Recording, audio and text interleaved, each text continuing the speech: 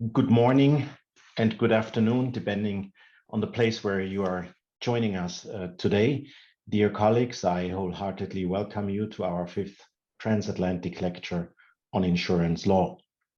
I do so on behalf of myself and of course my co-organizers, which are Jeff STEMPEL from the University of Nevada in Las Vegas, as well as ERIK KNUTSEN from Queen's University, Kingston, Ontario. Both will be speakers today, and by way of mentioning them here, I've already introduced them to you as speakers as well, because we always are very short in that respect to save the time for the topics that we deal with. But as well, Christoph Brömmelmeier from the University of Frankfurt-Oder and Oliver William from the University of Bern in Switzerland. More specifically, I do so on behalf of the European Law Institute, the special interest group on insurance law within this institute. The fifth lecture today will deal with automobile insurance with problems and policies of automobile insurance, and it will do so on a comparative basis. And I'm very glad that we are able to really cover the whole transatlantic area by having speakers from North America, South Africa, and the European Union. That makes me very happy that this was made possible. We will start with the North American view, with what the speakers have called the North American exceptionalism. That is a very promising title. So please, ERIK and Jeff, you have the floor.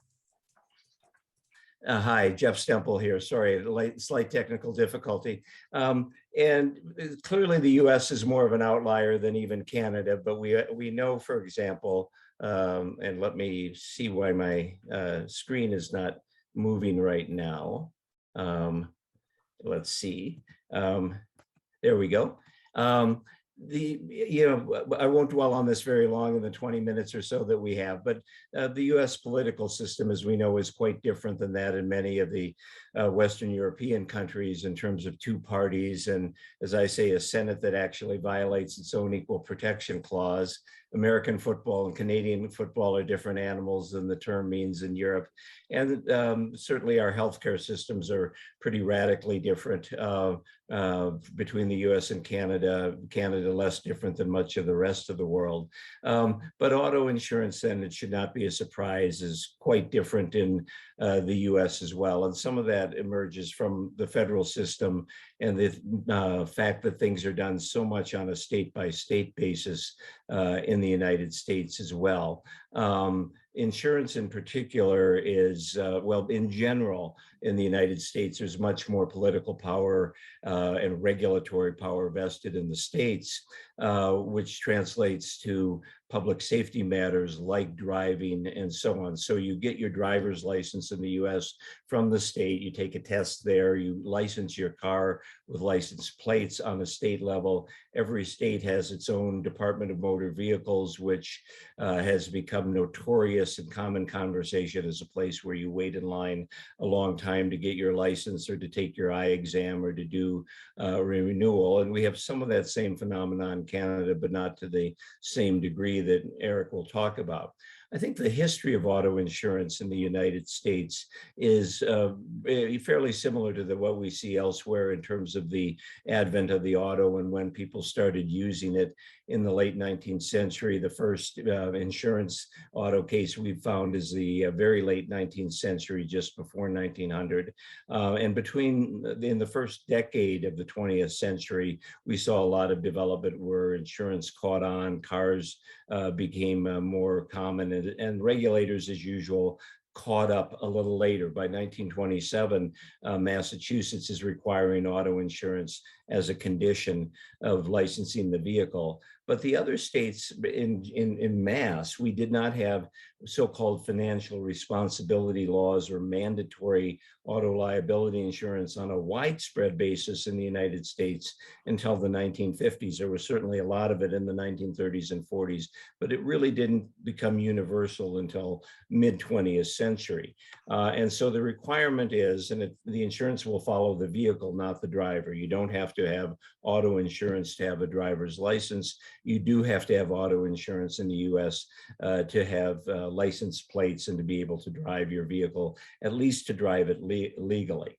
And auto insurance has expanded over the years. It was initially a product that only covered you if you were not an at-fault driver. If somebody ran into you, you perhaps had insurance coverage if you were brought into a lawsuit. And of course, people realized pretty quickly that that wasn't very practical, right? People make mistakes driving, and that's in fact why you need insurance, at least on the liability phase. And you certainly need a defense if you're the average person who doesn't want to afford a lawyer out of pocket.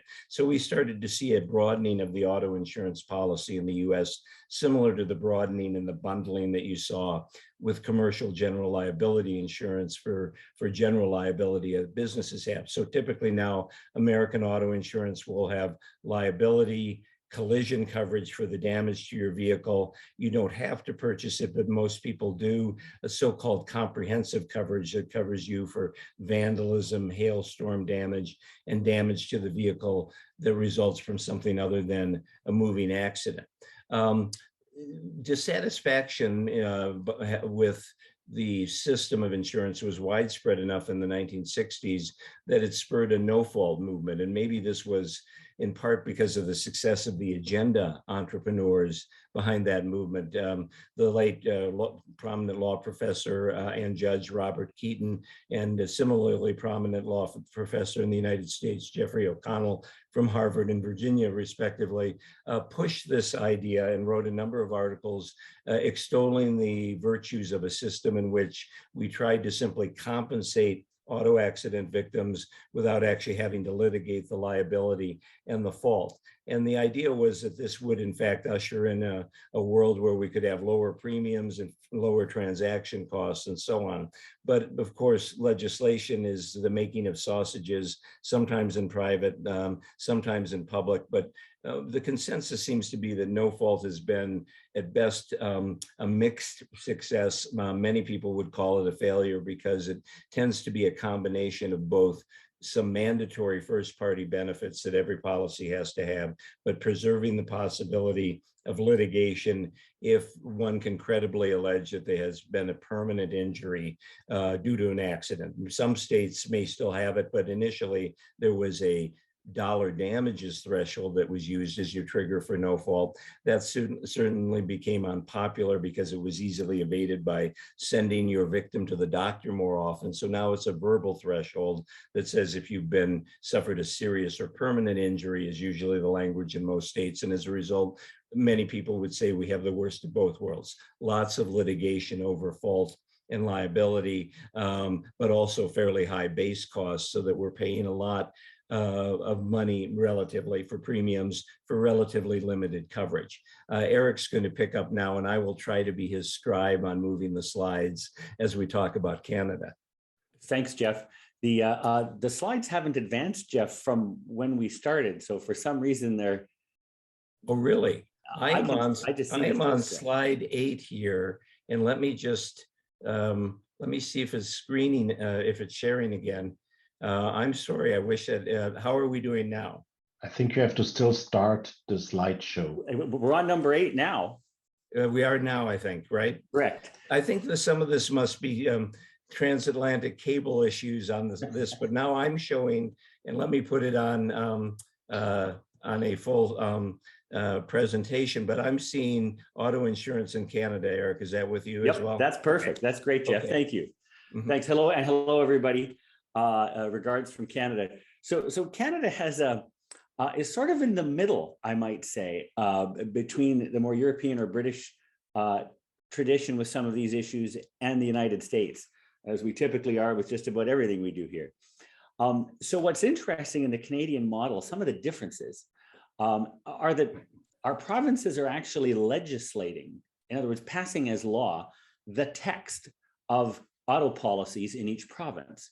So for example, you only are able to sell as a private insurer the text that is blessed by the government, which is actually enacted as legislation. Now, of course, there's a lot of industry input, insurance industry input into what that text is, and it generally follows almost verbatim what a standard American insurance policy would be. But that is a curious aspect, is that if, for the most part, this is text. In no fault, we've got a bit more of a mix than in the US. Predominantly, we have a tort system.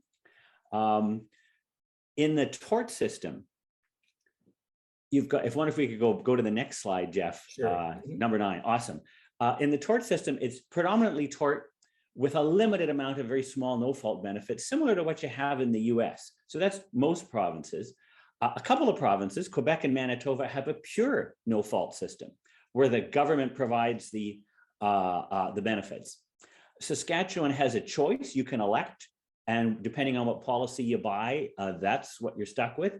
And Ontario, the most popular province, has an interesting hybrid.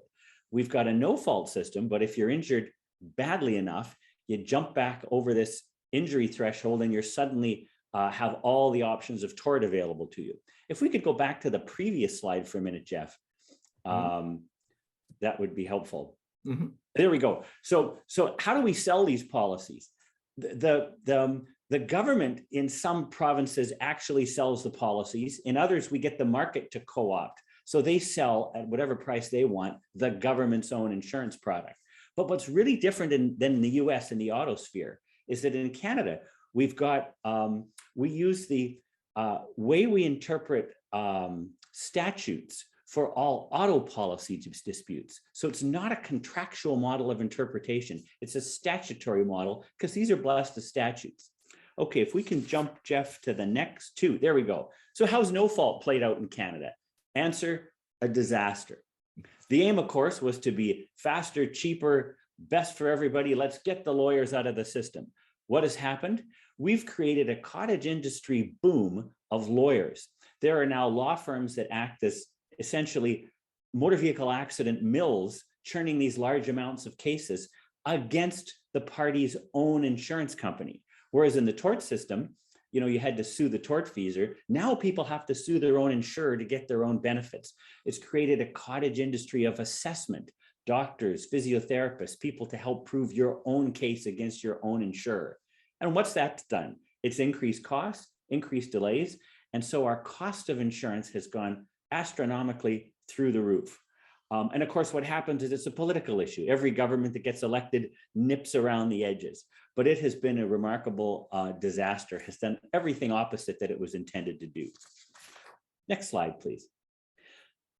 So how is auto safety regulated? On both sides of the border, it's relatively similar. There's some national government safety standards, but the states or the provinces generally regulate responsibility for use of vehicles in an injury basis. So tort, what are your damages? Do you get punitive damages?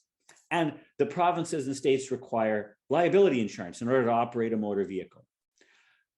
So you don't have to have property damage insurance for things like if I strike, if my own car is injured, so first party, but third party liability is generally mandatory. Next slide, please, Jeff. And of course, US and all the Canadian systems that use tort, which is most of them, use a liability rule. You know, we're using the tort system to try and tag liability on the at-fault driving tortfeasor to get coverage. Of course, that has some flaws, and I'm going to turn it over to Jeff to tell you about those flaws.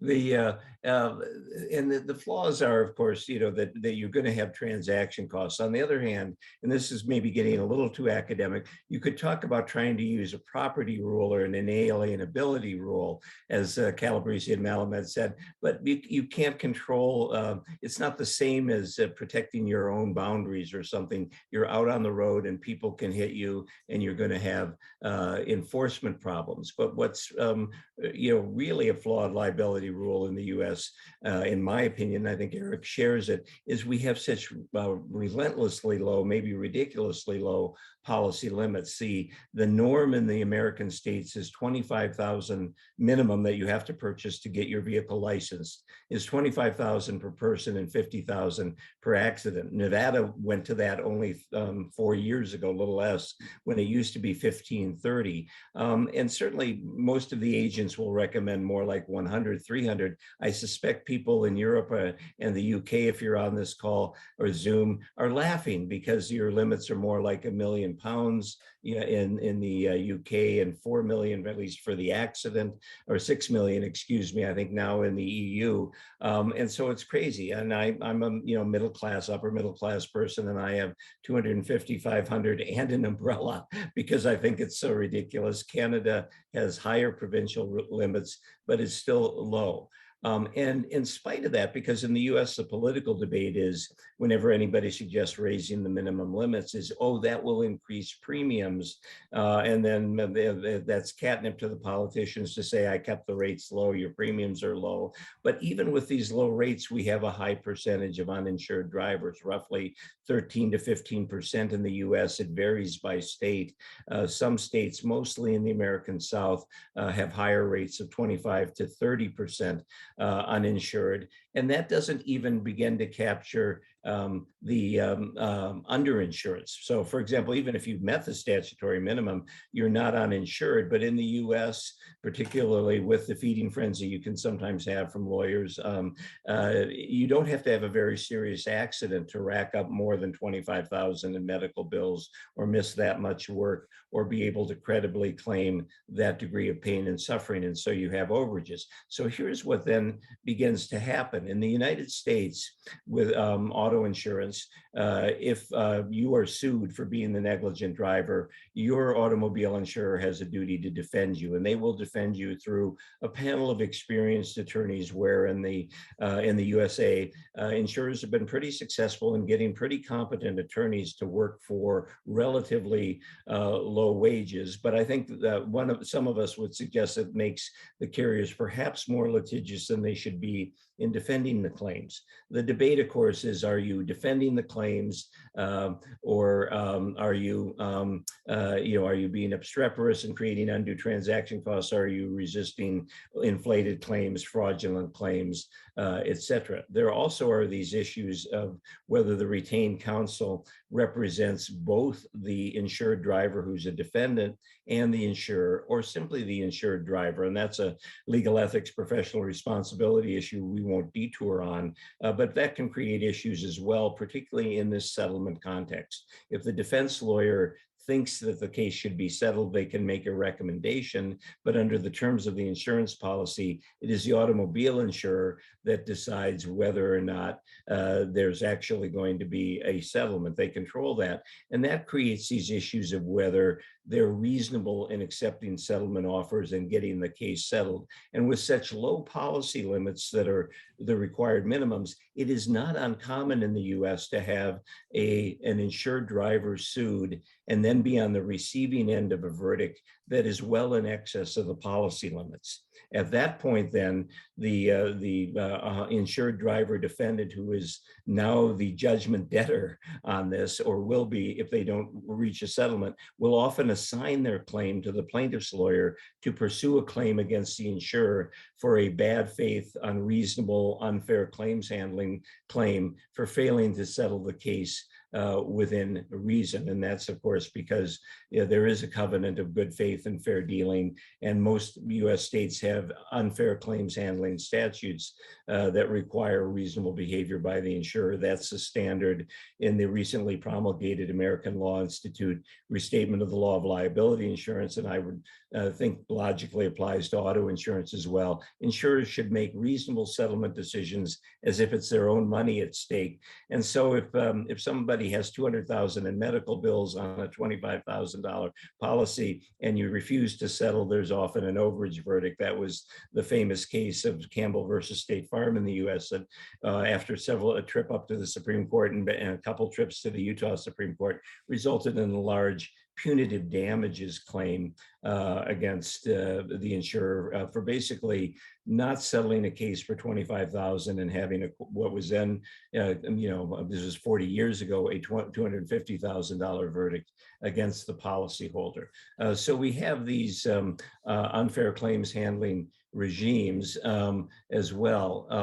I think I'm about to hand it off in probably to ERIK, because I do want to then touch on this issue of, what are the peculiarities of the underinsured or uninsured driver regime engrafted onto this regime of tort liability, low policy limits, and frequently efforts by plaintiffs' lawyers they would rather have the bad faith claim against the insurer than to be limited to only $25,000 of recovery against a tortfeasor, because as I think is true everywhere in the world, most tortfeasors do not have much in the way of personal assets. All you're going to get for compensation for the victim will be the policy limits, except in extreme cases when you're fortunate enough to be injured by a comparatively wealthy person. All right. So as Jeff sort of has nicely set up, there's a problem. There's a problem between a large country that's got very low policy limits and also a relatively comparatively high number of people driving around without insurance. If you'd like some protection, what do you do? Because you're not going to get it from low limits, and you're not going to get it if somebody hits you and has no money. And as Jeff points out, they're either mortgaged up to the eyeballs or in consumer debt, and you can't squeeze money from a stone. Enter uninsured or underinsured motorist coverage. We have both in both Canada and the US, and it's coverage that supplements or puts into place some first party coverage when somebody hits you that doesn't have enough limits or doesn't have any insurance at all. So this is something a victim can purchase before the accident, of course, as part of their automobile insurance, that covers them if the driver that hits them doesn't have any insurance.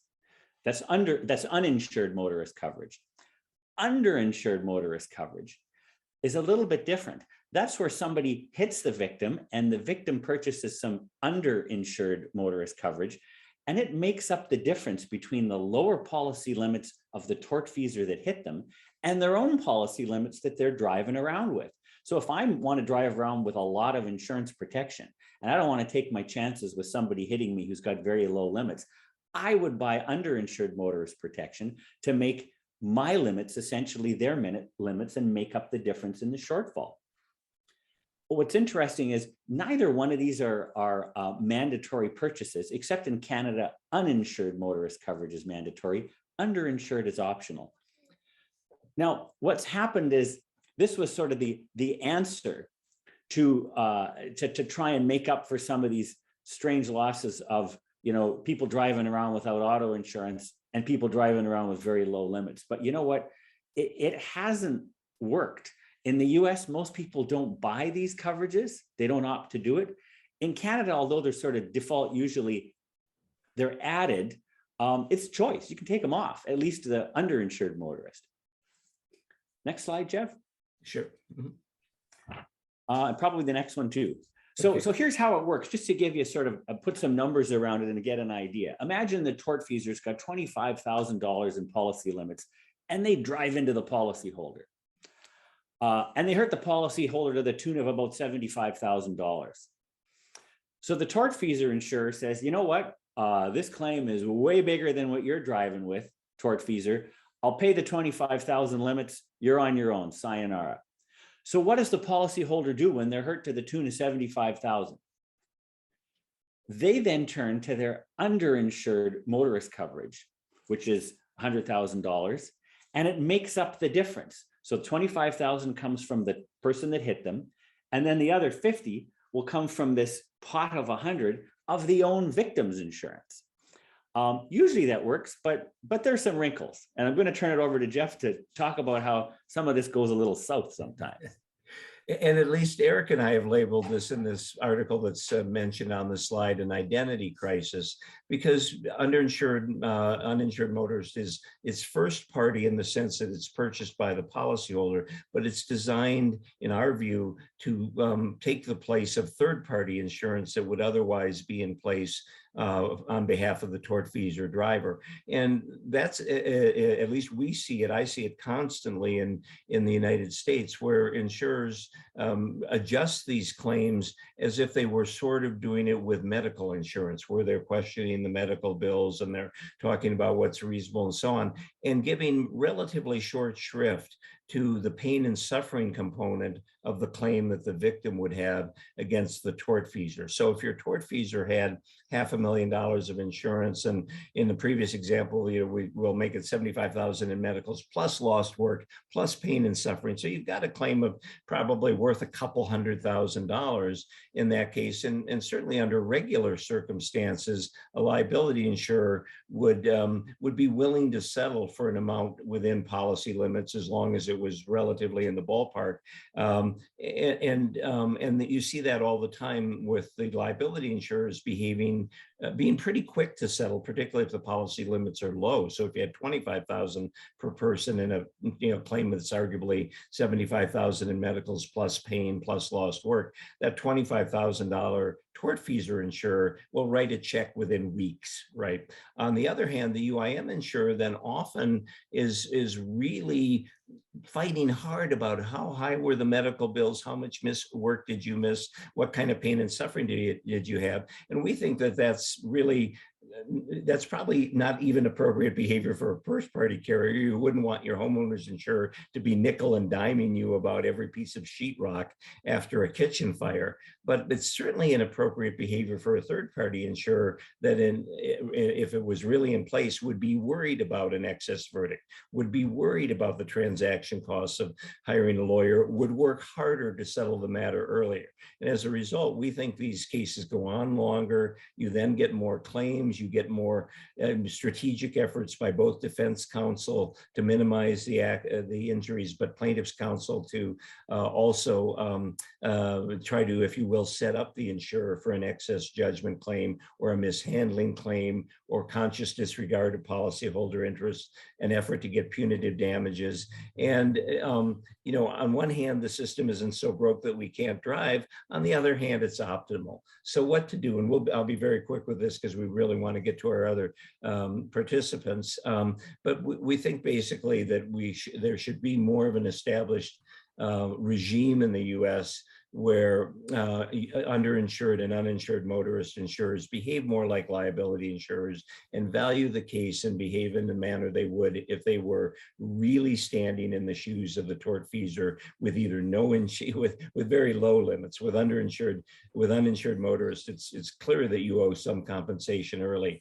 And if we're not going to change the system radically, that's what I think should happen. If someone were to retain me as an in-house counsel for an insurer, I'd say you're wasting a lot of employee time and money by being quibbly about some of these claims and by not offering earlier settlements, because once things go on too long, people get lawyers get entrenched, lawyers invest money. And so we've seen very often $25,000 policy limits, somebody pretty badly hurt, 50, 100,000 of medicals, not catastrophically, but badly enough. And the carrier says, oh, they were fully compensated by the tortfeasor's 25,000, or, oh, here's another 5,000 on top of that. And that's just asking for litigation.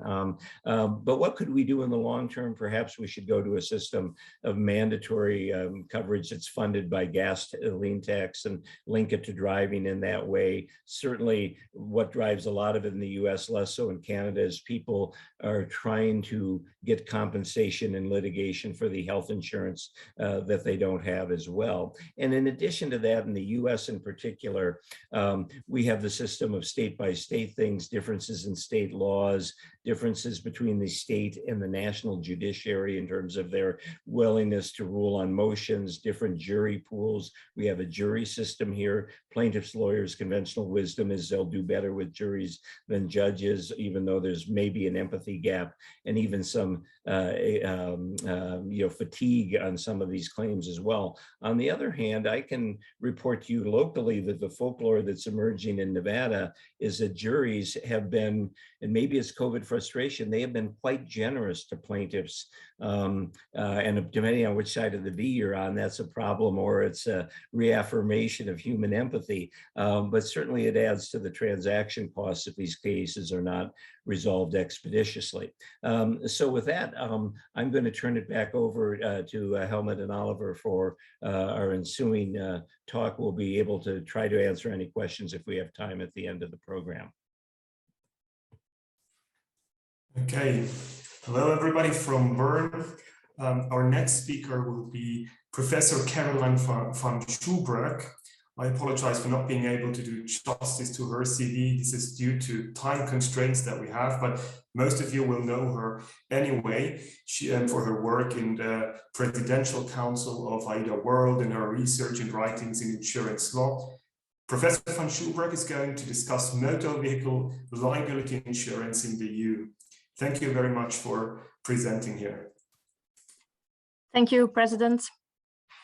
It's also a great honor for me to be invited to give a lecture here in this very renowned ATILA lecture series. As you have already announced, I will focus on the regulation on the compensation of traffic accidents. You see it now? Okay, the screen, yeah. In the EU, and I focus on the harmonized rules. So I will not get into the national laws unless it's as an example. Now, my presentation consists of 4 major parts, but let's go to the first one. And I think it's important to outline briefly the broader, let's say, scene of the EU legal framework on the compensation of traffic accidents. So that's, first of all, I think important what the territorial scope is. So it encompasses the current 27 member states of the EU, as well as the 3 states, Iceland, Norway, and Liechtenstein. And the whole of this is referred to as the European Economic Area. Second, and that's also relevant in view of the first presentation, we don't have in Europe harmonized rules on liability law, on tort law, nor on the assessments of damages or the calculation of compensation awards, which remains national law. And I don't think we have punitive damages or jury systems in Europe, but still it's national law. But we have, and that's fortunately, two sets of conflict of law rules. The Rome II regulation is a European regulation. And then also with regard to traffic accidents, 21 member states, 21 countries, sorry, have already in place this Convention of The Hague of 1971. This also applies, for instance, in Morocco and in Switzerland, but for instance, not in Germany. So it will depend which set of rules applies. Second, also important, there is no European insurance contract law, notwithstanding the heroic efforts of Helmut Heijs and its colleagues to draft the principle of a European insurance contract law and to have it implemented as a optional instrument. Now, nonetheless, again, these national laws still govern the whole insurance contract law. However, we have conflict of law rules in this regulation Rome I. And I just have to add that we also have a set of conflict of law rules within Europe, which is referred to as the Brussels 1A or 1 bis regulation regarding, to determine the national competent courts in international disputes. Now, however, with regard to traffic accidents, we have, I think, an important set of harmonized rules.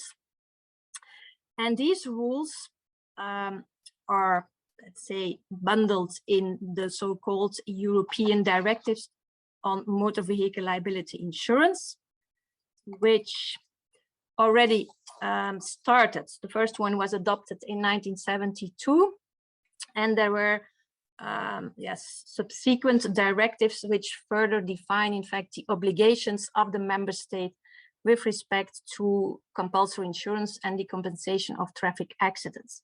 Now, this lecture is very, or this ATILA series lecture is very topical, since the codified directive of 2009 has been amended last December and has to be implemented and applied as of December 2023.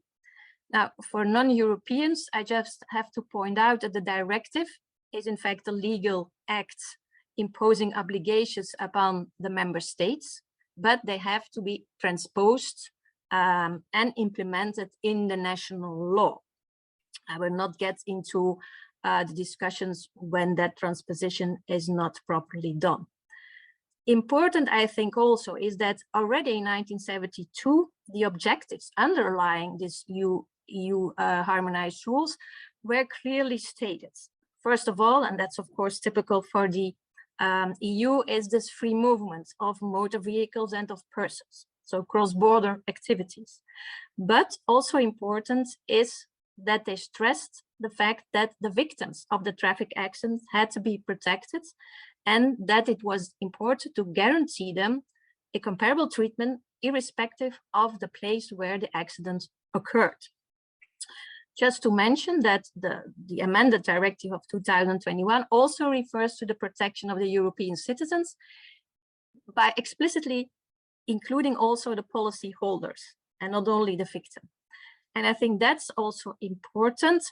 In policy holders, I think you can broaden it out in short, because the motor vehicle liability insurance as regulated by EU law relates to a third-party insurance, not a first party. It's a third-party insurance based on civil liability, which is assessed according to the national law applicable to the particular traffic accident, which leads or which gives the member states the right to set up other compensation systems, which I could call quote unquote non-fault compensation system or alternative compensation system, as exists, for instance, in France with the rabat dentaire. In Belgium, we have also a regulation, and then the Swedish and Scandinavian situations, I think, can also be mentioned here, although they are very specific. Now, when you look at the regulation in the directive, so the last one as amended, there are, I think, three main topics. You can bundle the regulation around three main topics. And I think the first one, I just will mention it, is what they call the regulation for visiting motorists. It's a situation of cross-border traffic accidents. So when you are hit by a car bearing a foreign license plate. And here the regulation, the European regulation, is clearly embedded in what is called the green card system, or the compensation system by national bureaus, which exists already since 1994. And there are 47 member countries participating, which are also, let's say, Tunisia, Israel. And this regulation, and here I make already publicity for the next lecture, will be, I assume, discussed in the ATILA lecture 6. So I will not go into that regulation. The second, let's say, bundle of rules, again, I think relates to situation of cross-border activities, because here we are referring to the regulation regarding visiting victims. What does it mean? I give an example. I am a resident of Belgium, and I can be a victim of a traffic accident in Romania. So I think it's very likely that in that case, the liable car will bear a Romanian license plate and will be insured by a Romanian insurer. Now, the rules allow me to go in my own country, in Belgium, to either a claims representative or a claims body, I will not get into details, which will in Dutch, my language, try to settle and handle the claim. So I don't have to go to Romania and try to explain in whatever language and deal with whatever procedures that are familiar in Romania. So that is also, I think, with regard to, let's say, procedure rules, a important set of rules. Now, most important for us now is this regulation, these rules regarding the motor vehicle liability insurance. This is clearly a compulsory insurance imposed by the directive, which covers what is called civil liability. So it does not include criminal liability, it's civil liability and compensation towards victims in respect of the use of a motor vehicle. I come back to these wordings in a minute. But the issue is that this compulsory insurance must cover accidents occurred on the whole territory of the European Economic Area, covering personal injuries as well as damage to property, and this on the payment of only one single premium, even if the car never crossed the borders of one country. Important is also that already from the start, there is this guarantee fund. So every member state has to set up a guarantee fund, which will compensate the victims in case of an uninsured or an unidentified vehicle, of course, at first determining whether that vehicle is liable, yes, according to the national applicable laws. And now this amended directive has also imposed upon all the member states to set up a guarantee fund or to broaden the competence and the compensation obligation of the existing guarantee fund to all cases where there is an insolvent insurer, either because the insurance has become bankrupt or is in winding up procedures. So this last, let's say, obligation in case of an insolvent insurer existed or has been existing in some member states already for a long time, for instance, in Belgium, but it has now been imposed by the directives upon all member states. Now, also important, and now I come back to what Jeff said earlier, this directive also imposes minimum insurance conditions. Minimum insurance amounts within this minimum insurance conditions. So you can see there is a minimum amount for personal injuries, which is 6,500,000 euros, and there is index, so it will be higher according to specific indices. And there is also a minimum with regard to damage to property. No distinction with regard to the means of transportation, no deductibles, and so on for the victim.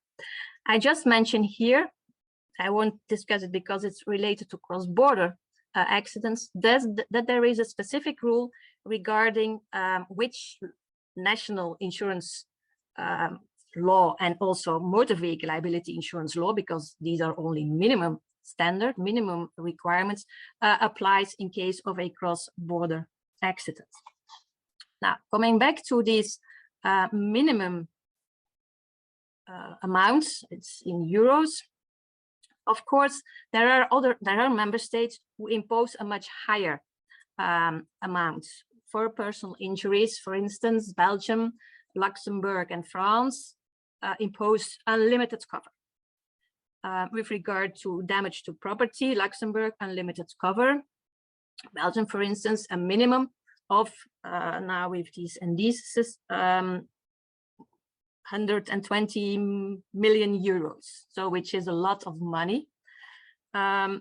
With regard to what does this mean with regard to the premium? Well, a study of the Belgian Consumer Association, which is Testachat, and it's a well-known association in insurance circles, revealed that in 2019, the average premium for a motor vehicle liability insurance on the Belgian market was 399 euros, including 20% of taxes. Of course, for let's say younger persons under the age of 26, of course, the premiums are much higher. And again, this is only the Belgian examples. There are much differences between the different the markets in the different member states. Also important is that this directive imposes a direct right of action of the victim against the insurer. The UK opposed that for a long time, but finally it ended up in the directive. And there is some case law who, let's say, further interprets and explains what that means. For instance, the court said, well, there is this right of action of the victim against the insurer, even without being obliged to sue the responsible party. There is also some case law which, in fact, precludes national or statutory provisions or contractual provisions to, well, let's say, which prohibit, in fact, that the insurer will invoke some defenses based on statutory provisions or contractual clauses not to compensate the victim. I will not go into these cases. I just mentioned one for those who want to check it and work it out further.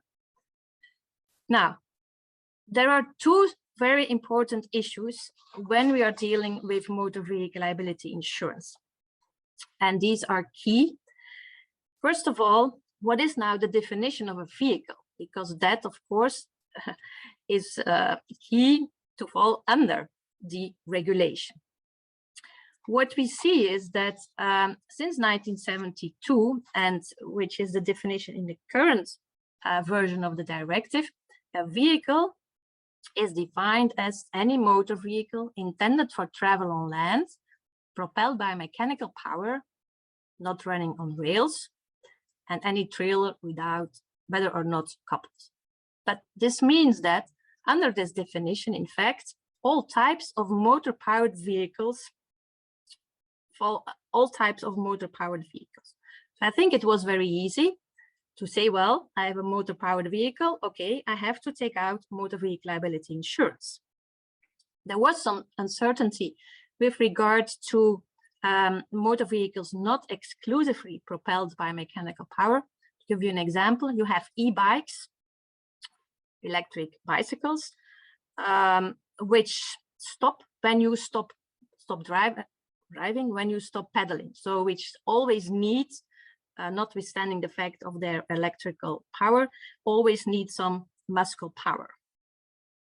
The directive allowed, under certain conditions, that the member state would exempt certain vehicles from the insurance obligation, which meant also they did not fall anymore under a motor vehicle liability insurance, but only on the condition that the victim could be compensated and would be compensated by a guarantee fund to conditions or according to conditions similar with the situation of a uninsured vehicle. Yeah, so there is this protection of the victim. Now, the new amended directive completely, and in my opinion, drastically changed this, in my opinion, also very rather easy application of the directive. Why? The new directive provides a whole new definition of vehicle, which first of all says, well, it should be a vehicle propelled exclusively by mechanical power, which resolves the question we had before, so the legal uncertainty. But then within this category, we have to assess the design speed and the weight of each and every vehicle. And here you can see that when it's speed more than 25 kilometers an hour and the weight higher than 25, but still also taking into account the speed, in that case, it's a vehicle which falls under the insurance obligation and under the scope of the insurance regulation. Exception made for the wheelchair of people with a physical handicap, which means that at a contrario interpretation, there are a bunch of motor-powered vehicles which do not fall anymore under this definition. I'm not going to read it out loud, but you see that in fact they tried, I think, to exclude, not exempt on insurance obligation, but really exclude lower speeding vehicles. Now, what are the consequences? What is the impact of it? First of all, you have to assess for each and every vehicle what the design speed is and what the net weight is, which is, when you have a quick search on the internet, not easy to assess because that information is not readily available always. Second, within one and the same type, let's say an electric bicycle or an e-scooter, the design speeds and the weight can differ. For instance, also a Dutch website shows that of an e-bike, the weight, depending on their battery, can let's say vary between 25 kilos less or more, so depending on the battery. So this would not be an easy task to assess. Second, and that's of course very important, they are no longer considered motor vehicles. They do not fall anymore under the scope of the directive, which means that they do not fall under the obligation of a motor vehicle liability insurance. So they are considered, you can say, as ordinary bicycles, non-powered vehicles. Of course, they can already now, like your ordinary bicycle, be insured under a general liability insurance that exists, that will be governed by national law. But I think in general, these laws are not compulsory. No specific rules, no minimum amount, no guarantee fund. The problem with regard to the territorial scope in case of cross-border accidents, and I think also, and that's also what Jeff mentioned, in a general liability, you insure the liability of the insured. But here, under the directive, you insure the use of the vehicle. So that's different. Because under the directive, when the vehicle is insured, then of course everyone who drives with the vehicle will obtain cover. So the question is why this protection of the injured party and the liable party has been, let's say, overthrown. Of course, and that's also what the legislator said, the national member states can still regulate, impose insurance obligation or other compensation systems with regard to those excluded vehicles. They can even impose, again, a motor vehicle liability insurance for those vehicles. But I think this is, well, this will lead to a very disparate landscape of national laws, of national provisions, general liability rules. And well, I will go into the reasons why the European Parliament finally adopted it, but I don't see any real justification. And in addition, and I think maybe that will be also touched upon in the next ATILA lecture, this has also an implication with regard to the green card system, because the bureaus will only have to compensate and pay out in case the country, in the bureau of the country of the accident, can assess that the vehicles in that country are indeed made subject to motor vehicle liability insurance. Now, the second specific issue is this one with regard to the scope of the insurance obligation. And here I refer to the definition and the wordings I've already mentioned, namely that the insurance obligation relates to civil liability in respect with the use of a vehicle. Of course, this is important because it not only defines the insurance obligation, but also the scope of the insurance cover. And there was a question with regard to mixed vehicles, for instance, the tractor or bulldozer, who is of course a machine used for carrying out work, but which can also be used as a means of transport, going from one field to another. And the other question was, what is the territorial scope? Does it apply only the obligation when you drive on a public road or also on other terrains? And here there was a huge, let's say, input from the Court of Justice.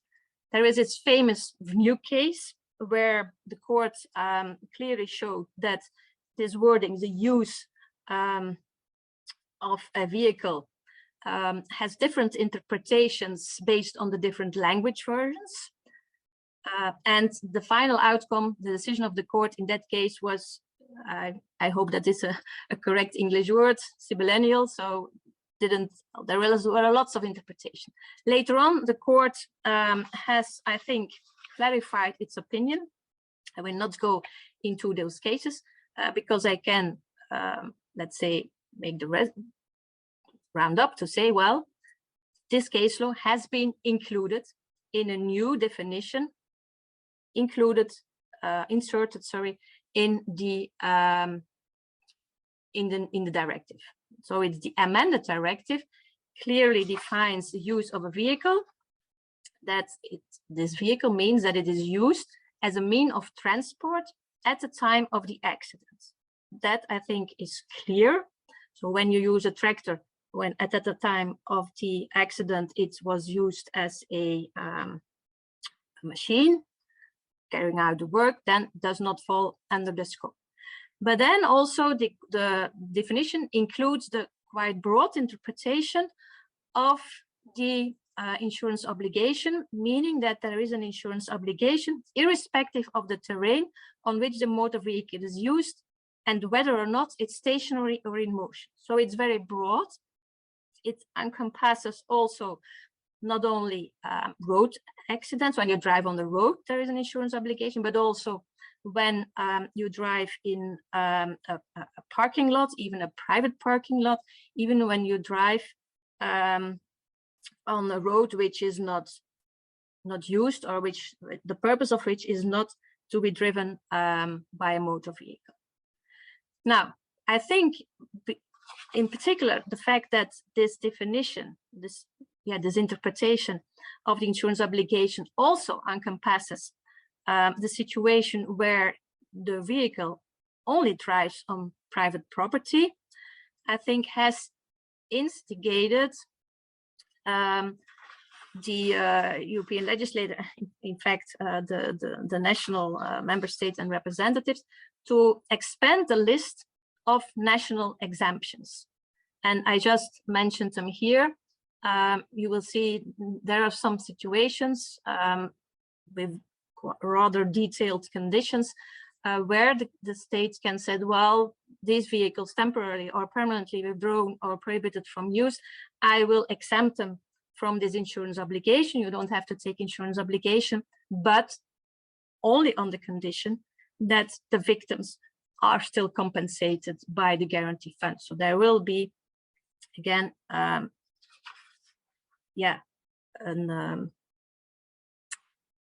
victim will be compensated. With regard to the guarantee fund, I just have to add that these guarantee funds are financed by the motor vehicle liability insurers, which are operating on the markets of that member state. So in fact, they are financed indirectly by the premiums paid by those who have taken out motor vehicle liability insurance. Now, to conclude, because I don't want to be too much out of time, I think that the amended EU directive strengthens the objectives, as I've pointed out, in particular the objective of the protection of the injured party and the liable person. I think you can that questions can be raised about the rather broad territorial scope of the insurance obligation, in particular when driving solely on private property. However, of course, this evaluation only holds up provided that the motor vehicle falls under the definition of the vehicle.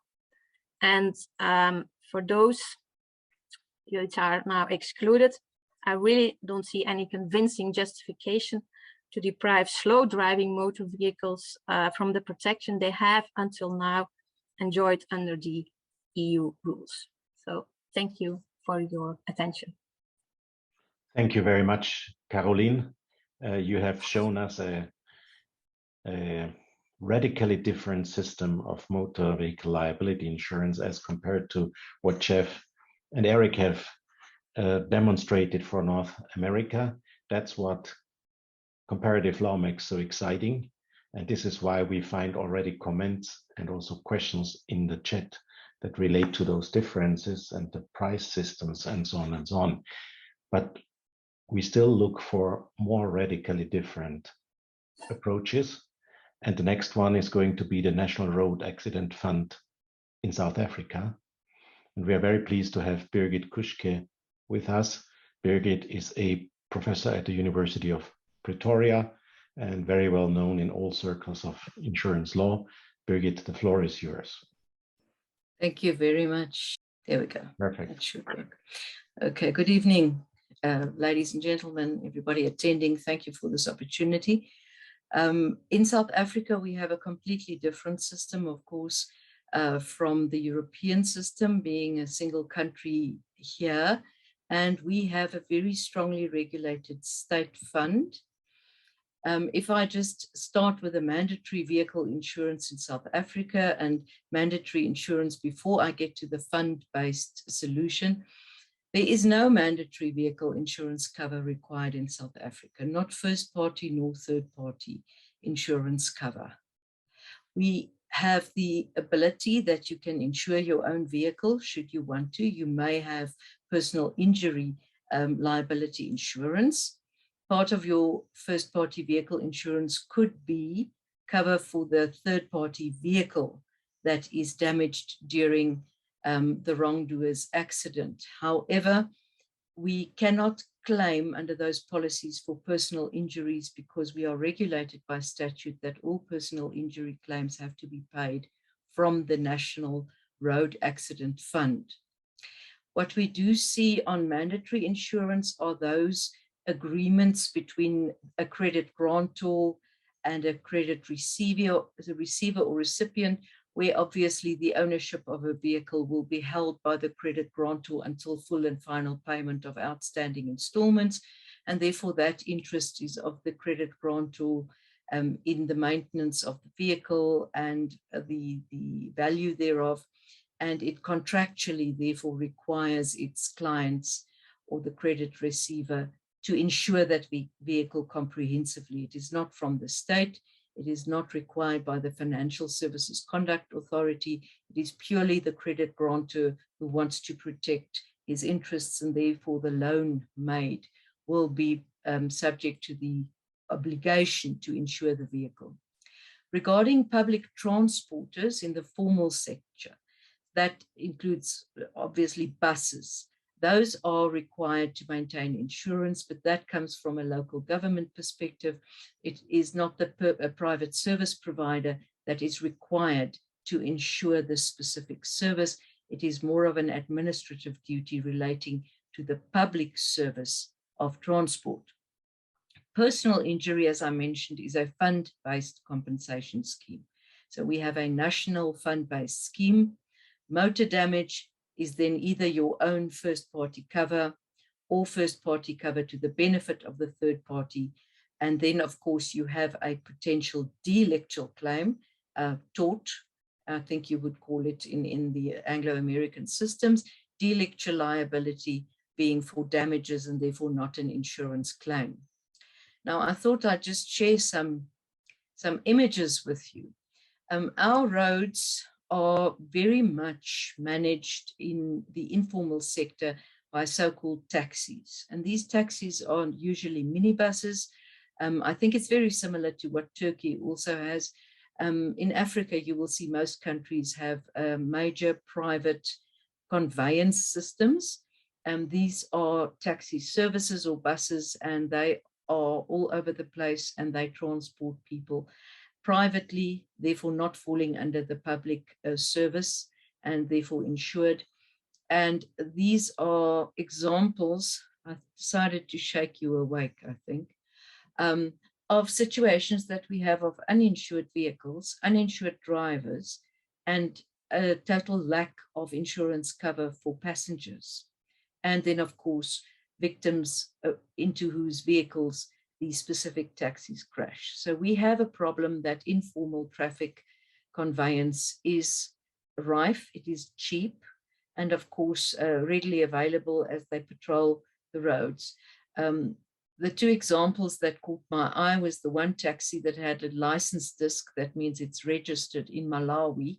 However, the number plates were from Cape Town, and therefore that vehicle is entirely non-national as far as its origins, its operation, etc. are concerned.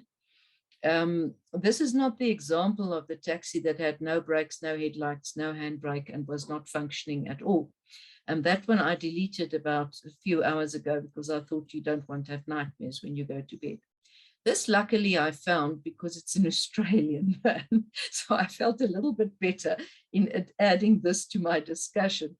However, I added the comment, and this is true, that this is also not too strange in Africa to see someone driving a car with a spanner and not with the steering wheel per se, as removing the steering wheel would immediately open the wires, which could enable you to hotwire the vehicle and steal it. Vehicles, therefore, are extremely unroadworthy in our specific environment, and we do not have a mandatory insurance for vehicles or for drivers. We have a fund for personal injury. This driver, in fact, had 2 blown tires, yet continued to drive, but that was in Australia. So I'm very happy to be able to report on that. Why do we not have this? Because we are a poor country, and because people do not have access to public transport in the way in which Europeans and possibly Americans and North Americans might have. We have a very poor public transport system. We don't have a satisfactory rail system. And therefore, if you have your own vehicle, you use it a lot. Most households will have a vehicle if they are reasonably wealthy. And whereas the average South African is reliant on these vehicles, the taxis that I have shown you. Now, if you just have a look at the gross domestic product per capita, you will see that we are way below. Obviously, Liechtenstein and Carolina, you mentioned them, so I was quite happy. Luxembourg, Ireland, and Switzerland. If you compare that to the South African value in US dollars, we do have a serious issue that forcing a compulsory insurance scheme onto vehicle operators, drivers, and owners of vehicles is not an economic reality. We are a bit ahead of countries like Swaziland, Angola, and so forth. Botswana has always been very strong financially. It is economically a very strong country, and therefore Botswana always pips us at the post. But as far as the rest of Africa is concerned, further to the north, maybe more to the middle of Africa, I don't think numbers are actually available. So we are talking about a completely different environment than the European one. The monthly net average income of a South African worker is 784 euros. Compare that to France, Georgia, Germany. I've done a brief recalculation or conversion for your attention. And of course, the insurance prices, as I mentioned, 35 euros per month per vehicle. Compare that to the net average income, and you will see that it is quite expensive to maintain a vehicle. And we are not talking about petrol price either. So what are our complications? Firstly, a complete lack of supervision. And then there's no regulation for privateers. There is no regulation of the taxi industries. Uber is a very popular new intervention in our traffic system, although the Uber drivers can be victimized in certain areas because they take business away from the taxis who are basically running these transport systems. We have a lack of enforcement capacity, so we cannot have enforcement very often with these huge numbers of providers of transport. Now, all that a private taxi driver needs is a driver's license and then a professional driving permit to operate. That does not include any vehicle insurance or any liability insurance. And actually the basic reality is the poorer the taxi, the cheaper it is. Therefore, people get into these death vehicles, if you want to call them that, because that's their only choice of a cheap conveyance. And that creates, of course, a huge problem for us. We have everything from Daimlers and Mercedeses and BMWs, make no mistake. It's not as if this is all that we see. However, this is the more generalized, poorer part of our society who require that. So since about the 1950s, the government started a road accident fund. It is a fund for third-party claims for compensation for personal injury or death of a person or a dependent person you are dependent on, such as a breadwinner. And these claims you cannot institute against the tortfeasor or the wrongdoer. You cannot sue someone for personal injuries caused during an accident. You are limited to claim from the specific fund. It is a parastatal and it's controlled by the government. It reports to the Minister of Transport, and it has had a long history of the various forms in which it was present and in which it served the country. What is important to note is that it provides cover to all road users within the borders of South Africa. So it does not depend on where the vehicle is registered or who the driver is. It is every single person injured in South Africa on South African roads, and not only national roads. It is within the borders of South Africa, meaning even private roads and your lesser roads are covered by ways of this specific fund. It compensates, therefore, persons for their injuries, their death, and then, of course, as I mentioned, the dependents of an injured person who require support. So it is quite an extensive scheme. The funding of the scheme comes mainly from a fuel levy. For every litre of fuel, 0.64 cents goes to the fund itself. I also added the price of fuel to you as I could give it to you, converted then for you, so that you can see what we pay per litre of fuel compared to what you pay per litre of fuel. And then from that, we have this levy that goes to the fund, where there are some forms of incapacity. The government might grant an amount to be paid from National Treasury towards this fund. And then the fund also has the ability to borrow financing in order to meet its obligations. Now, sadly, I can just say that the fund has been mainly insolvent for the last few years because of the increase in population, and we have severely impacted ability to manage the claims that have been submitted to the fund. So the primary source is then the fuel levy. It's part of our general fuel tax as regulated by the government that goes to this fund. The cover is very broad. It covers all drivers, all passengers, pedestrians, all cyclists and motorcyclists. And I think that, Carolina, also underpins your e-bikes and all of those non-motorized conveyances, in that any person injured who is one of these persons can claim from the road fund. There is one exception, and that is if you are alone entirely responsible for the accident, you cannot claim. That would, of course, have serious consequences if you were to take your own life and drive into a tree, and then claim support and maintenance from the fund. Therefore, you cannot claim if you are entirely responsible for the accident. If you were the driver and you are the owner of the vehicle, solely responsible, therefore, or the only person involved in the accident. So it has to be more than one vehicle, or a vehicle and a person that is not inside the vehicle that was the primary cause of the accident who may claim. Now, we have very short limits for claiming. I think are equal to tort limits, prescription periods that you might see. You can submit a claim within 3 years. That is our standard prescription claim for contracts and delicts, if you know who was responsible and you can identify the driver. If, however, it was a hit and run accident and the responsible driver is not known, you only have 2 years within which you must quantify and assess your claim and lodge it with the fund.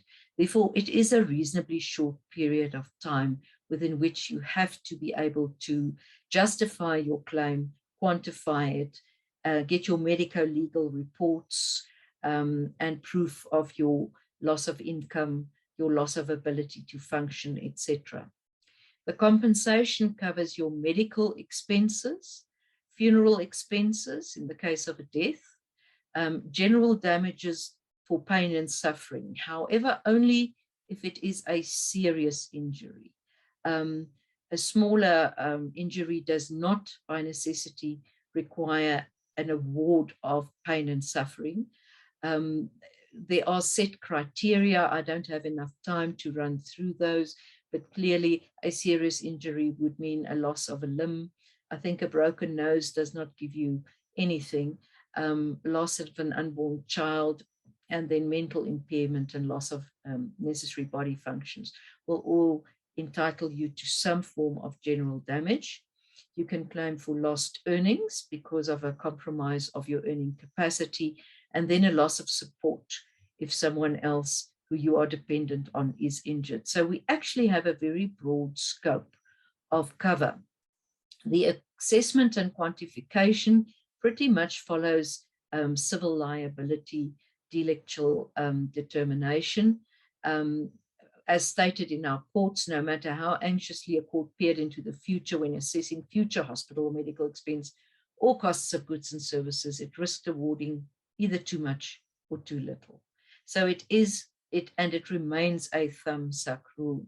There are records being kept of amounts that are awarded for personal injuries by ways of fund awards to act as precedents for subsequent claims. However, these are not absolutely binding and can therefore be deviated from depending on the facts and circumstances of each situation.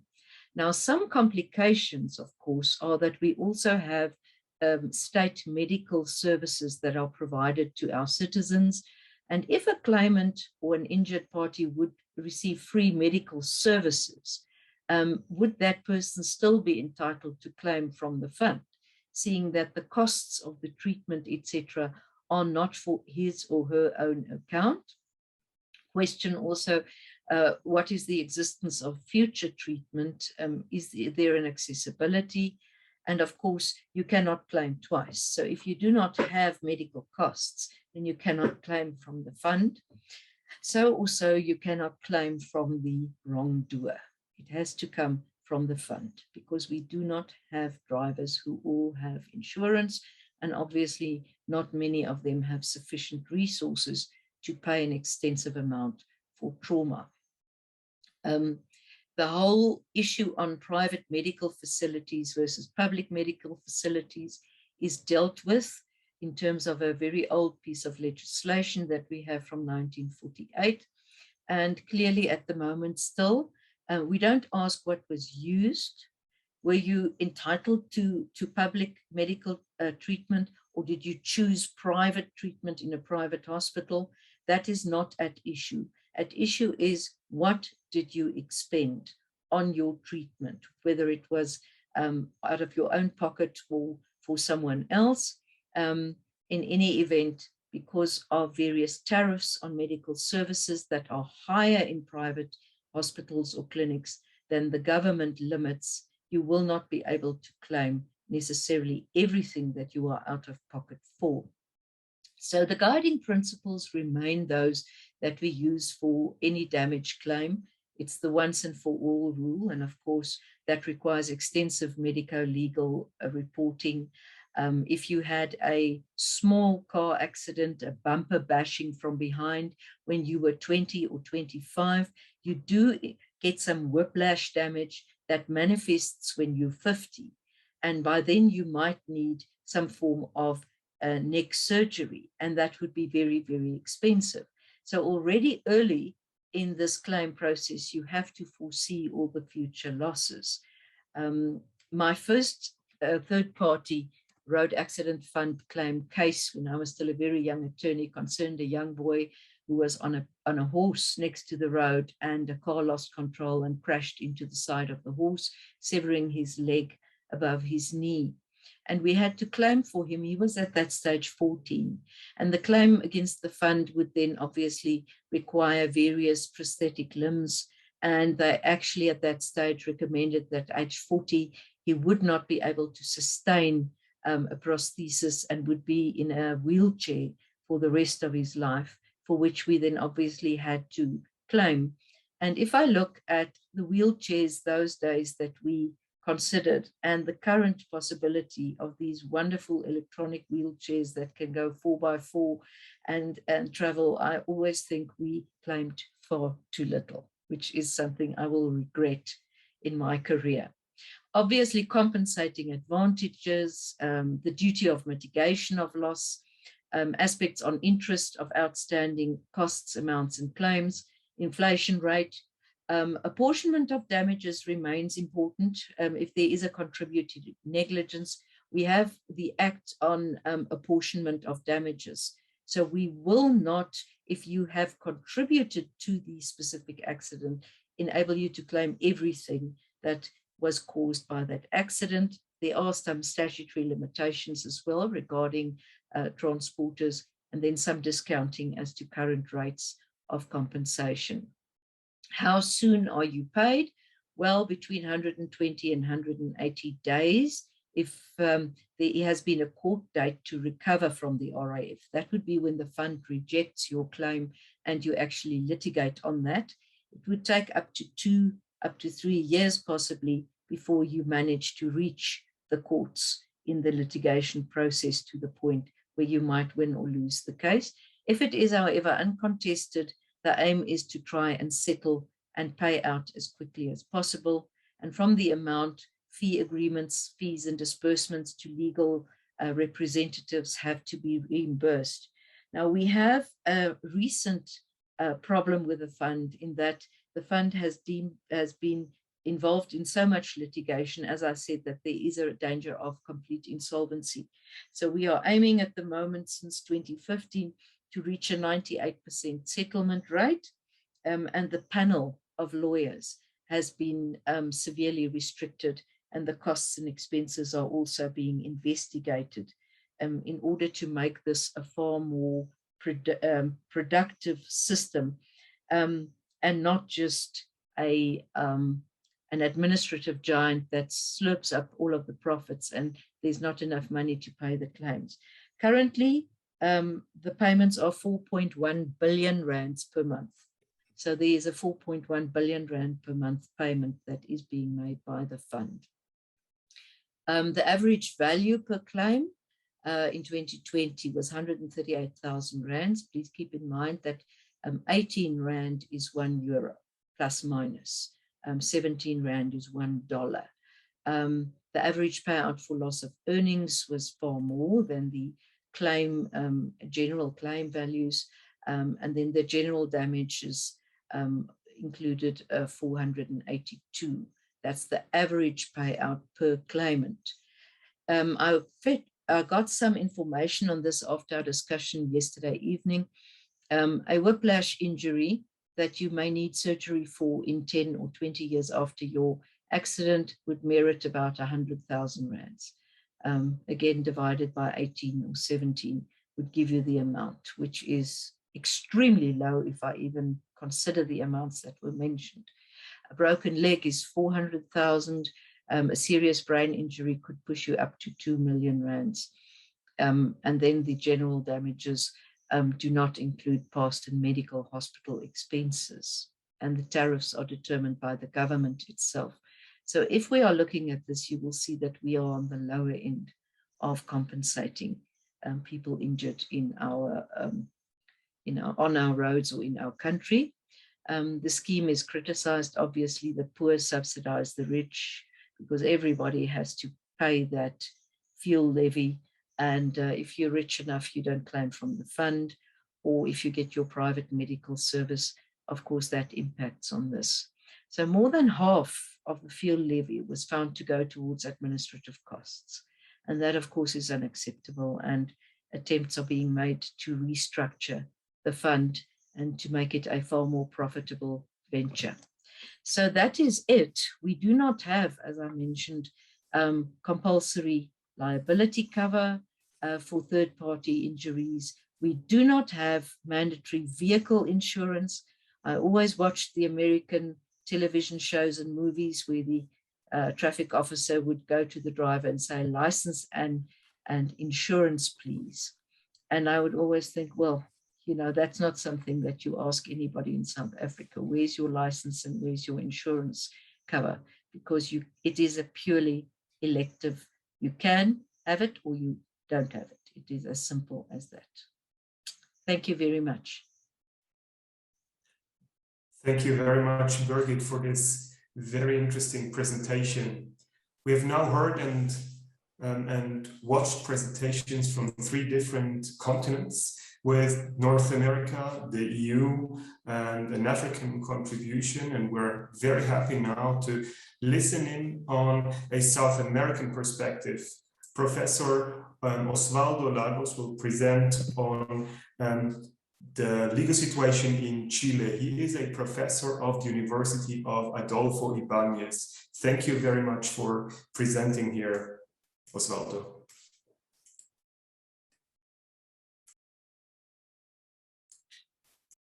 Sorry. Thank you very much. This is a great honor. This is the title, Kicking the Compulsory Liability Insurance Can Down the Road.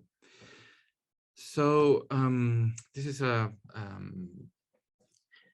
you will see that in Chile, we are kind of halfway between the South African reality and the European and the US reality. So I'll give you some context about that. But first, I'll try to describe a little bit the situation in Chile. The problem of the cost of automobile accidents in Chile has been addressed by means of 2 types of insurance.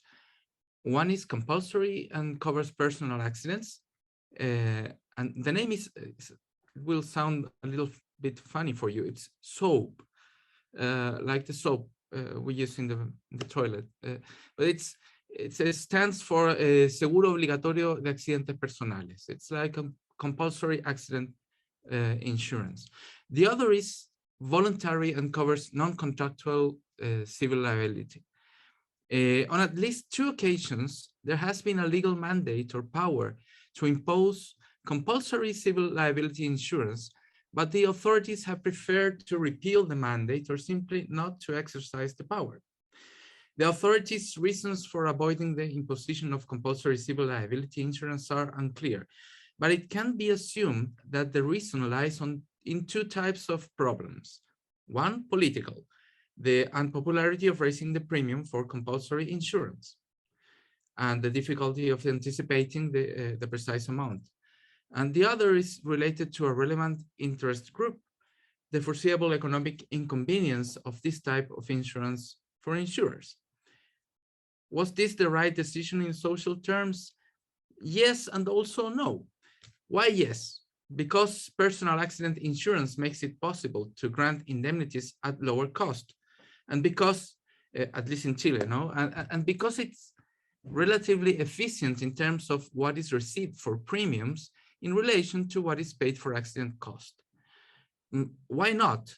Because personal accident insurance has low coverage for the case of death and disability, which is the most socially serious and pressing situation, since it can be concluded that for these cases, accident victims may lack, on most occasions, sufficient coverage. So your invitation to discuss this issue has given us the opportunity to review some information from the analysis of which, and I hope with the help of all those participating in this seminar or lecture, we can get certain conclusions that can be suggested as to what measures to adopt for the future.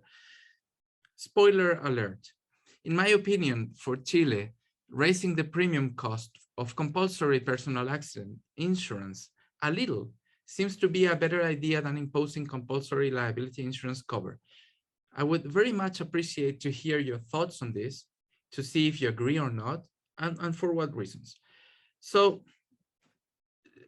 to get some context, you see, we don't have as much cars as the United States, and the growth of the number of cars is recent in Chile compared to the United States too, and I would say maybe Europe as well. So we have this compulsory insurance since 1986, and these are the numbers of accidents and deaf people.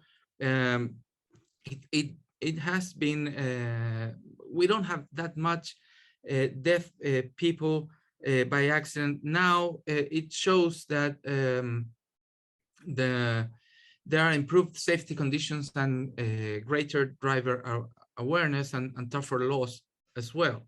You know, so it seems this must be the same as the other countries. You know, this is a description of our SCHOUBROECK, the compulsory personal accident or injury insurance. It was created in 1986, and every year when paying the circulation permit, which is an annual tax for using the car collected by the municipalities, compulsory insurance must be contracted in advance. You also remember in the case of South Africa that was described in BIRGIT, we also have to show like a technical habilitation exam of the car that is taken every year. You know, you have to go to a place and they check the car if it has any problems. So with that, you can take you can pay the tax, get the permission to circulate in the roads, and you must take insurance. As it is a personal accident insurance, the damaged persons are the insured persons, whether they are in the insured vehicle, in another vehicle, or walking down the street. Consequently, a certificate is sufficient to obtain compensation for death, disability, or medical expenses. It is an insurance offered by private insurance companies, but regulated by law. So it's kind of similar to the European situation where Caroline said that the vehicle is insured. This is the same. It's an insurance that covers the vehicle activity, you could say, or the vehicle accidents. You can see that the cover is very, very, very low, although it's it was raised in 2003. It is expressed in UF, which is an indexed unit of account. So the raise was real, but coverage is still very, very low.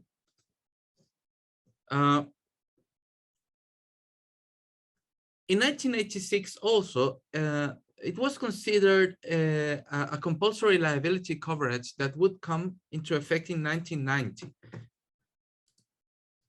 But its effective date was extended by 1 year, and then the next year it was repealed. The executive branch, the president, indicated that uncertainty about the number of claims and the risk of fraud could result in a strong impact on the increase of compulsory insurance premiums. So that didn't work out. No?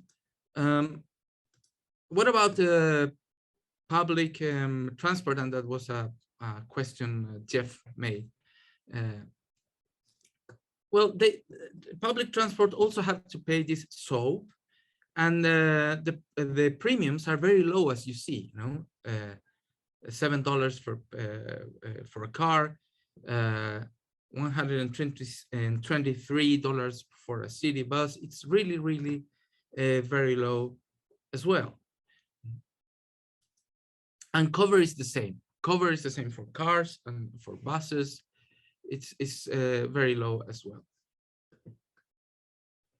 But the ministry in 2004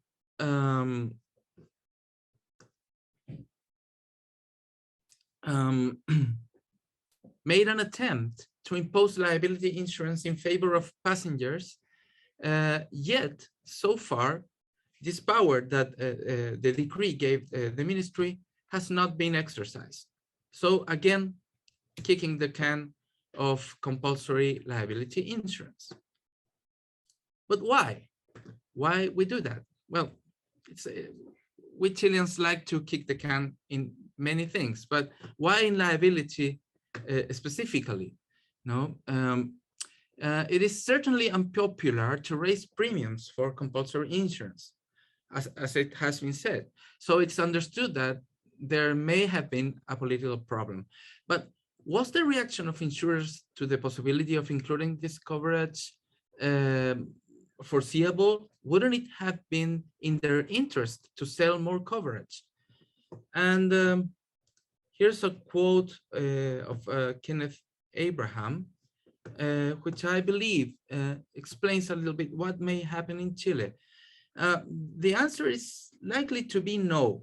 Abraham reports for the United States that insurers do not find it convenient to sell more insurance if they cannot discriminate risks, or of course charge more premiums. You know, and this is some figures of insurers' earnings that I believe, in a way, prove this thesis. You know, they earn more money selling voluntary vehicle insurance or voluntary personal accidents, not cars, insurance, than the compulsory road accident insurance, the SOAP. You know, you see the difference. This is all in US dollars.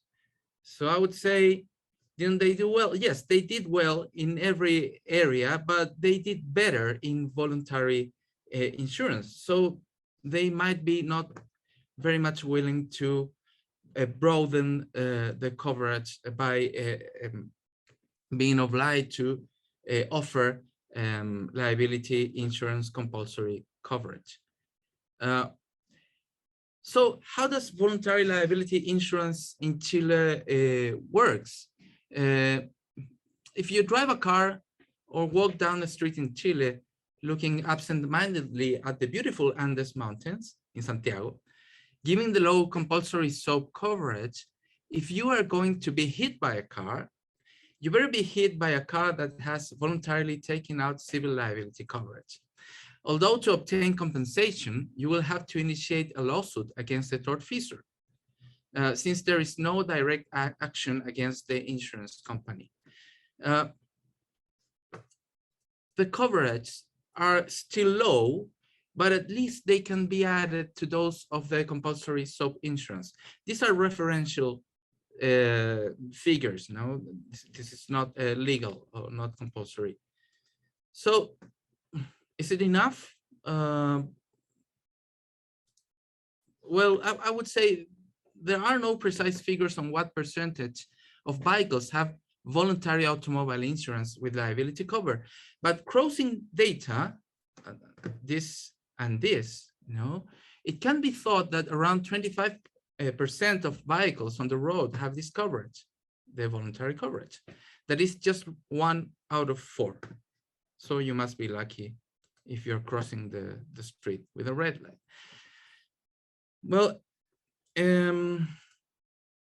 anyway, voluntary automobile insurance with civil liability coverage pays twice as much as compulsory insurance, but is it socially efficient? And if you see, the truth is that voluntary liability insurance pays in many cases material damages, which, although important, are much less important than the compensation to victims of personal accidents or death. Moreover, they pay much less than what they receive in relation or compared to the SOAP. This is in blue, how much they collect. This is in red, how much they pay in US dollars. So you see, it seems that SOAP is more efficient socially in Chile than the private liability insurance. Consider as well these figures. The cost of SOAP here in red is extremely low compared to the relevance of its social function. And the cost of private insurance here for a new small Mercedes, and here for an older but loyal Honda Civic. And this cost of private insurance may be too high to motivate people to insure their cars, even if they are risk averse. And in Chile, there is not much litigation on car accidents. There is a lot, for example, on labor accidents, but not much in car accidents, because it might be that people that owns the car don't have enough money to pay, so lawyers would just keep the soap money and would rather prefer not to go to litigation. This here I agree with Birgit that, well, our reality, South Africa and Chile, is very different to USA and Belgium. There are many other priorities, and so we really have it's a political issue to make people pay more insurance cover, I would say. But as soap cost premiums are so low, it wouldn't be politically so resisted to charge a little higher premiums and get better protection, at least for death and for injury. So this is briefly the Chilean situation. As I said, like half of the way between South Africa and USA and Europe, I would say closer to South Africa. And well, I'm very thankful that you invite me to this lecture, and I would appreciate a lot to hear your opinions and remarks. Thank you very much. Thank you very much for this very deep insight into your system, which again has shown that systems seem to be so different globally, even though the problem appears to be pretty much the same all around the globe as well. So there's quite a contrast between the regulations. You ask for opinions and remarks. I fear that we are so much over time that we cannot allow ourselves lengthy discussions at that point. But I would not oppose if there was one remark or one question or whatever. And you probably have seen, you all have seen the remark in the chat that was why premiums would be so low in Europe in spite of the high insured sums. And there was a response to that, a very, very detailed response to that. So I would certainly give opportunity for anybody in the panel to answer back to this discussion in the chat. And if there is somebody who would need to ask a question now, I would be open to that. We cannot just... Helmut, let me just respond quickly to, and there was an earlier chat comment from Ken Abraham, which I think his history on the American underinsured motorist statutes is correct, that these came up during the 50s and in part were a response by the insurance industry which to fight mandatory minimum limits. And the idea was, well, you may get hit by an uninsured driver, but you can buy your uninsured motorist coverage. So that part of the history is correct. And I think a lot of what Ken has said, both in the chat and in the excerpt that Osvaldo mentioned in his talk, is correct about some of the motivation. Although, you know, I still am scratching my head about why the insurer motivation is as strong as it is, as Osvaldo's charts show. They make money on the mandatory insurance, just like they just make more money on the voluntary. I haven't had time to absorb the the answer that's in the chat as to why the premiums are so low. I think Eric and I have always thought it was because we do spend a lot of time on transaction costs and legal disputing and a fragmented system, but yet we are puzzled that the difference is as much as it is. Caroline mentioned her insurance premiums, or the average, I guess I shouldn't make it particular to her, the average Belgian premiums. I pay 3 times as much money for 1/13 of the amount of coverage. And that's pretty typical in the US. And that just strikes me as there's some elephant in the room that at least I've been missing, but I'm glad to be educated on this, because it does seem just unreasonable that the US, like they do in healthcare as well, spends so much per capita for not really any, in some cases, much less protection, and in healthcare, not really better results than other countries show. Thank you. May I just Sure.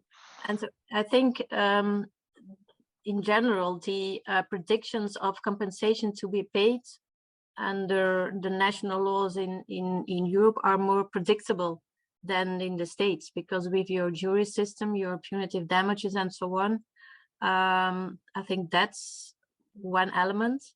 I have to add also, with regard to the remarks of Birgit and OSVALDO, that of course the low income issue has also been an issue within the European discussions to set the minimum amount of cover, because that's one of the reasons why, at least to some European countries, these are so low. Of course, when you compare them with yours, they're very high, but that's one of the elements in particular argued by the East European countries, where in general there is apparently less income and less, let's say, possibility to pay those higher premiums. Yeah.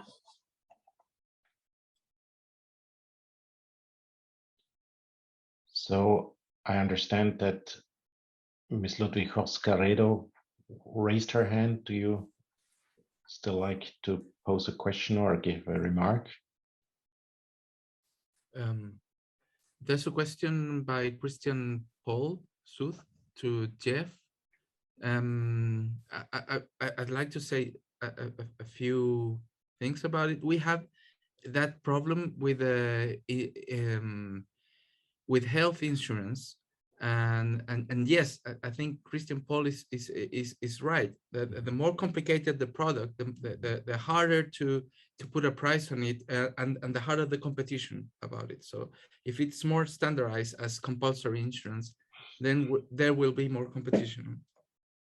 I don't know what you think. Yeah, no, I basically think Christian is on to something, certainly about the standardization. And I haven't thought through his previous comment that to some extent auto insurance is sometimes a loss leader to get people to sign up for other things, and how that affects the norm. I think in part too that what's different in the US is, I think, you know, I may offend some people in the audience here, but I think the US insurers have a little bit more of a combat mentality than their counterparts in Europe in terms of resisting claims. And maybe that's justified by, you know, the tactics and avariciousness of plaintiffs' lawyers on occasion. But there's just more adversarialness, I think, than there needs to be in the system here, which contributes to some of it. And then less of a overall infrastructure. Again, whether you're a big government or a little government person, at least one of the virtues of big government is you probably do have more enforcement, and you don't have the collateral damage or network externalities you get by people driving so frequently uninsured or at such low limits. And again, this is anecdotal, but there are some folks with low limits out here. We see it all the time in Nevada. They seem to have an accident about every year, right? So this may be a case where 10% of the people create 90% of the problems on the American side. And I should add, Eric had to go teach a class, so that's why we're momentarily bereft of the Canadian perspective. Thank you, Jeff. Well, Katarzyna has answered that she doesn't still raise her hand, and will not pose a question or remark. Thank you, Katarzyna, for answering.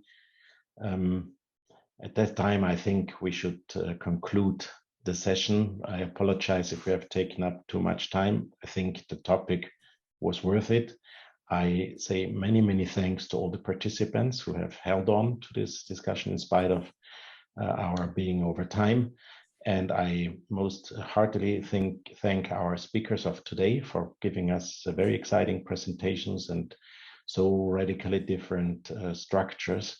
There's certainly very inspiring for further research. I think there was no other way than leaving a lot of loose ends with all these lectures, because the comparison now should be done, and we are now there where we could start doing the comparison, but we don't have that time anymore. But I think you stirred a lot of ideas and questions so that we can work on further on that point, and I'm very grateful for this.